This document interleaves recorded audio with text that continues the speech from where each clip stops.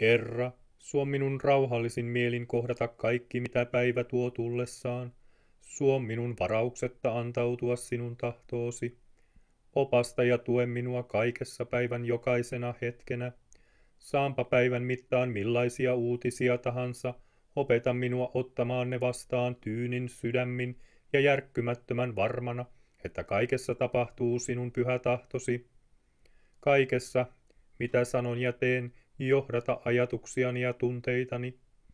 Ennalta aavistamattomissa tilanteissa auta minua muistamaan, että kaikki on sinun lähettämääsi. Opeta minua olemaan suora ja rehellinen perheenjäseniäni kohtaan, etten saattaisi ketään levottomaksi, enkä aiheuttaisi kenellekään mielipahaa. Herra, anna minulle voimaa kantaa tänään uupumukseni, anna voimaa kohdata päivän jokainen tapahtuma. Ohjaa tahtoani ja opeta minua rukoilemaan, uskomaan, toivomaan, antamaan anteeksi ja rakastamaan. Amen.